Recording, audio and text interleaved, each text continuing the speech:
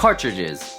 Are they dead? We're gonna be talking about all that and more, but first, coffee. Okay, honestly, I am really busy today with a lot of work, but I really wanted to talk about this thing that I saw on, I think it's a Game Explain video, and there's a picture going around of this Lego game for the Switch, and it says internet required. Oh, by the way, the coffee today is going to be Guatemala Antigua. Today's coffee is one that I've had before, but you know, it's nice to have something like an old favorite every now and then. So anyway, I saw this image on Game Explain of this Lego game for the Switch, and it says internet required, and he goes on to explain. I mean, actually you can go and check out the video as well if you want, because, you know, it's a good video.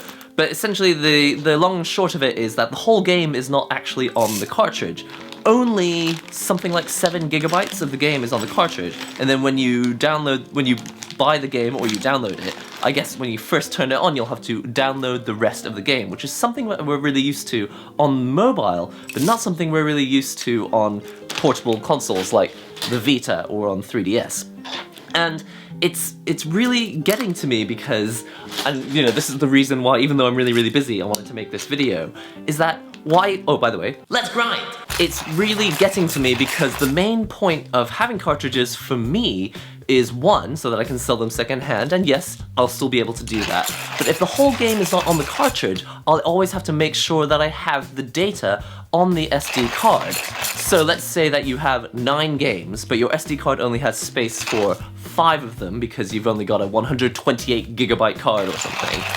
And all of them have about 8 to 9 gigabytes of extra data on the SD card, then it's like, okay, so 3 of those games, even if you bring the cartridge on holiday with you, if you decide you want to play them, you might not be able to, because you didn't download the data beforehand. So you'd have to, okay, if you're on holiday, find some sort of Wi-Fi spot with really fast access that allows you to download the 8 to 9 gigabytes of extra content that you need to download. One of the main points of having the cartridge is to be able to sell it secondhand, but also because then you can play all your games anytime. As long as you have all the cartridges, you can play all your games. But now it's going to be more like, well, you can play some of your games as long as they're the ones you downloaded before you left to go on holiday. So my Vita's on my desk, but I have something like, I don't know, 30 or 40 PS Vita cartridges, and I love having them all in the bag because then I can play any of them. Okay, you have to make sure they're all updated, but very few of them have, you know, 8 to 9 gigabyte update files. I thought that these days flash memory was really cheap and that it was easy to buy, but it sounds like these cartridges are so expensive to make that they're gonna have to charge us an extra $10 for the game, or just give us only half the game. What? What's really getting to me is how Nintendo has kind of passed this extra cost to the publishers. The publisher wants to make a game on multi-platform, make the game multi-platform, and it's going to cost $30 on PlayStation because that's disc, but to make it a Switch game they have to make a cartridge version as well, so the download version and the cartridge version have to cost $40. This is going to be quite normal going forward. Why doesn't either Nintendo cover that cost so that they can encourage more games being released on the Switch? Why do they have to force that cost onto the publisher? And is it just like, hey publishers, make your games smaller? It's like, make your games smaller? You don't want to encourage that. You want to encourage your publishers to make their games bigger, more exciting, with more content and more value built into each cartridge. I'm gonna go and get the water. Put the filter on. It seems like not a big deal, but it's actually like this could well be the beginning of the end for physical media. And then we've been saying, you know, it's over for physical media for a long time, and maybe in mobile when every game costs 99 cents or $1.29, it's like, okay, sure, maybe physical media is dead here, but when you buy a game which costs $60, it's nice to feel like you might be able to sell that game for $30 to someone who hasn't played it before. The secondhand market, I believe this quite. Whoa. This has just finished boiling, and it's the brand new Balmuda pot. It is fairly expensive, you know, something like $100 for this pot, but it's already shaped like the pot, so I don't have to put the hot water into this. Yes, it means that I won't burn myself in the videos anymore, but hey, some things have to come to an end. Alright, let's put the coffee in here, shake it down a bit. This is actually not a video about how important the second-hand games market is, even though, yes, I feel very strongly that a strong second-hand market is actually very important for the games industry still. It's not a video about that, it's a video about the cartridge dying. It's just a shame because one of the greatest things about having game cartridges is being able to take your entire game library around with you. And okay, yes, updates are inevitable, but we still kind of expect updates to come in at under 500 megs or about a gigabyte. I don't mind if my SD card is 100% updates, but if it's most of the game just because they didn't want to put the game on the cartridge, it's like, I would rather pay the extra $10 and have the whole game on the cartridge rather than having to download 9 gigabytes or have to worry about the fact that my game actually has, you know, is the full game on this cartridge? It's the whole CD MP3 thing all over again. It's like, do you remember when MP3 came along? It's like, great, now we can download music, but there was this period when we were still buying CDs, and then you couldn't listen to the CD on the way home because you didn't own a device that played CDs anymore. All your devices play MP3s, and so it's like, yay, I've got this CD, but I've got to go home and rip it to my computer before I can actually do anything with it.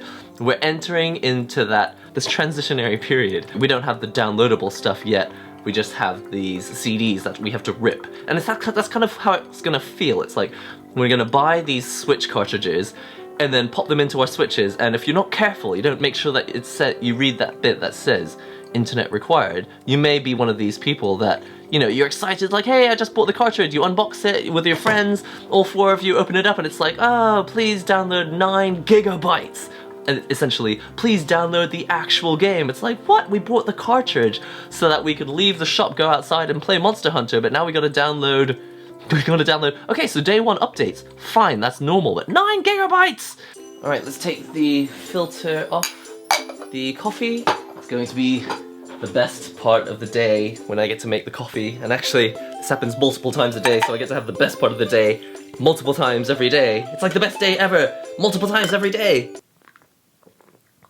Might just end the video there and just enjoy the rest of this coffee, but no! There's more that I want to say. This is just an inconvenient transitionary period, and it will get better, and hopefully, as the price comes down of flash memory, we'll eventually get back to a point where cartridges cost, you know, as little as it costs to make a disc, and there's no more of this expensive cartridges and the cheaper discs. Let's just hope that they can start to lower the price of cartridges to the point that they can just put the whole game on the cartridge. Let's hope that it is so unpopular with the public that they just go ahead and put the whole game on the cartridge, because I don't know, how do you explain this?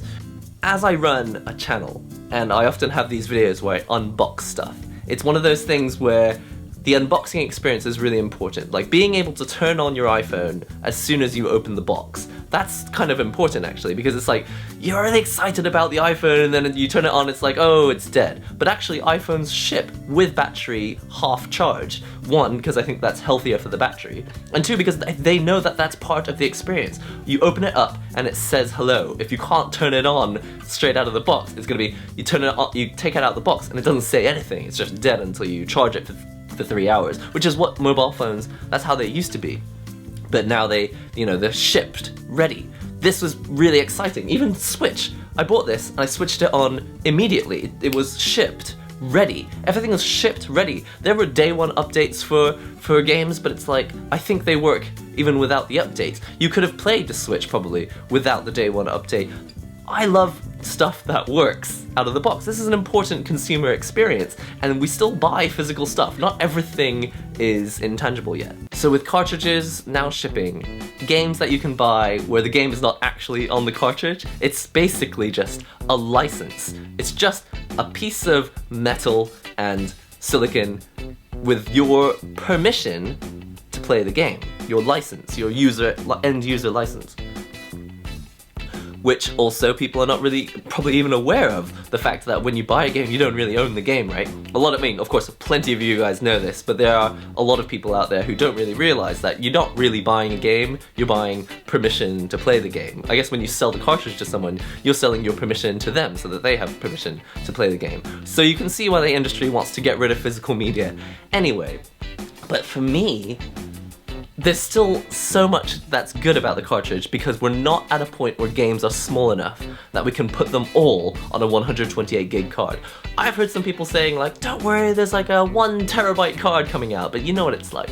Once the 1 terabyte card comes out, all games will be about 40 terabytes. I mean, that's what happened with the PlayStation 4. It's like, oh yeah, don't worry, it's gonna have a 1 terabyte drive built in, and suddenly every game you download is between 40 and 50 gigabytes. It's like, don't expect to be able to play the game, you just buy it and now you have to do all this other stuff. It's the opposite of where I think we're trying to go. Finally, phones are becoming, they've got more accessibility features so that younger people and elder people can all get into it. It's still accessible. I see plenty of old age pensioners using iPads and iPhones because the technology has become usable for them.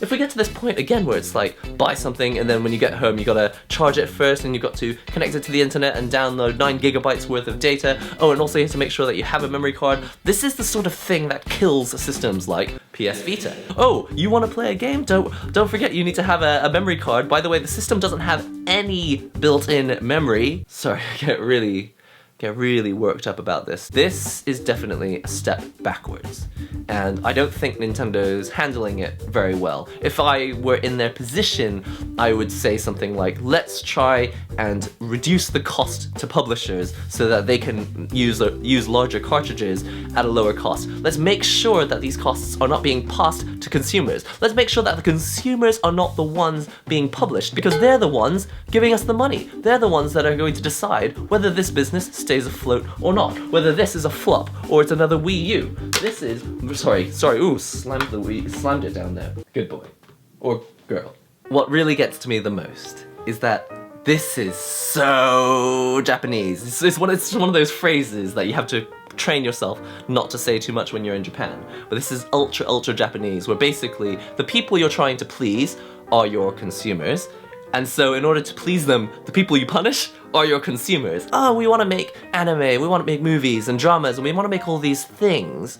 And how are we going to make them? Well, we're going to sell the DVDs and Blu-rays. And how are we going to, make it popular in the West as well? Oh, we'll sell it to them, but we'll make it cost more for the Japanese people. So it's like FUBU, right? It's like for us, by us, but also the people who get, screwed the most are us. You see this all the time in Japanese companies is, let's punish the people who are keeping us afloat. I could go on for the next day and a half talking about this subject. I think cartridges may well be dying out unless there is significant uproar about the fact that it doesn't ship playable. Internet required? For what? Lego? For Lego? Okay, if you were Phantasy Star Online or your Final Fantasy XI, MMO, fine. Require the internet. But please ship your games vaguely playable. If you're going to make a cartridge version at all, make it a cartridge game. Don't make it a download game. If you're gonna require that we download stuff, just make it an empty cartridge with a license. You know what, I actually don't even mind, but I wish you would just come clean about it. Come clean that your game is not actually on this cartridge. That if you give this to a kid, they're not gonna be able to play it. Like, this is the sort of thing that's gonna happen in the future. Parents are gonna be showing up at Walmart and Target and Kmart and they're gonna be like, hey, this game's not even on here, they can't play it. And the staff are gonna be like, that's weird, why isn't the game on there? Sounds like it's faulty, here, have another one. I have a little extra story. A long time ago, in a galaxy far, far away, America, I bought a game called Jeopardy! Now, you probably have heard of Jeopardy! It's a fun game that people play on TV. It's a TV show game. When I saw the LCD Tiger Electronics version, or maybe it was Bandai, I don't even know what company it was, I was really excited. I was like, hey, I can play Jeopardy! Anywhere using this handheld. And as you can see, that interest in portable culture never died. I'm still really into it. So I was very excited about the ability to play Jeopardy! Handheld. So I bought it from Target. No, Walmart. So I bought it from Walmart. And we got home, and I opened it, and behind the cartridge, behind the console, it's like, this is the games console. Behind it is a book, like an actual spiral-bound book with all the questions for Jeopardy. And I realized at this point, you can't actually play Jeopardy on the game only. It says like, question number 1, look up page 63. This is 100% true. This is real. You had to bring a book and the games console, and every time it asks you a question, it says, please look up the question at page 63. And you have to flick through to page 63, read the question and the 4 multiple choice answers, and say, okay, I think it's A.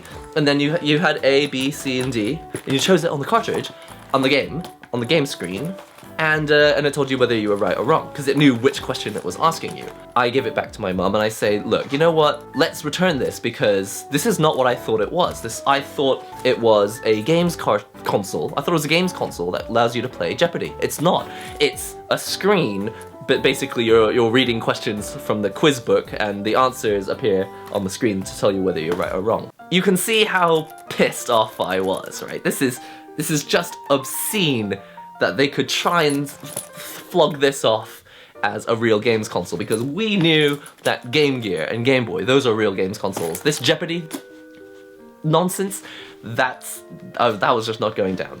So what do you do when you want to return something? You show up at the shop and you go to the returns counter.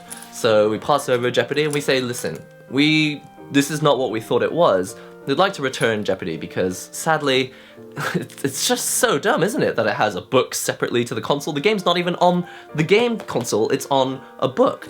And the woman, you know, she said to us, she's like, oh yeah, no, that's not right, okay, we'll take it. So she takes the return. Time passes, I come back to Walmart maybe a few days later because I've decided I want to buy something else with the money that I've got. I go back to the toy department and I look actually, and I discover that Jeopardy is, you know, they're still selling Jeopardy on the shelves. So I picked Jeopardy off and I was just like, haha, what a ridiculous hey. And I noticed on the packaging, staples. They had stapled the packaging back together, and when I looked sideways, because it's a plastic casing, I could see it was Jeopardy the game console with no book. So whoever this lady was at Walmart, she had interpreted it as the game doesn't work because there's a book included. So she took the question book out and just stapled it back together and put it back on the shelf. And ladies and gentlemen, that is my story about Walmart. It is one that I've wanted to tell you for a long time. And I think it just goes to show that when people do silly things like take the game off the cartridge, you're gonna have to deal with staff who are none the wiser, unfortunately. They're going to do stuff like put it back on the shelf with no cartridge in it. They're like, oh, there's no game on the cartridge anyway. They'll probably put an empty box. I wouldn't put it past them. I imagine it could happen. But ladies and gentlemen, thank you very much for sharing this cup of coffee with me. I hope you enjoyed your own coffee. Bit of an unusual episode because, actually it's not unusual at all, is it? I'm always busy when I'm making these. The reason I make these coffee episodes is because I'm too busy. What do you guys think? Let me know in the comments whether you think physical cartridges are dead. Do you think there's going to be an uproar about it? Do you think this is going to lead to problems? How do you feel about the fact that cartridge games or Switch games in general cost something like $10 more than their PS4 and Xbox counterparts? Let me know in the comments. Don't forget to like this video and subscribe if you'd like to see more stuff like this. And I'll see you in the next NihongoGamer video. Cheers. It's gone a bit cold.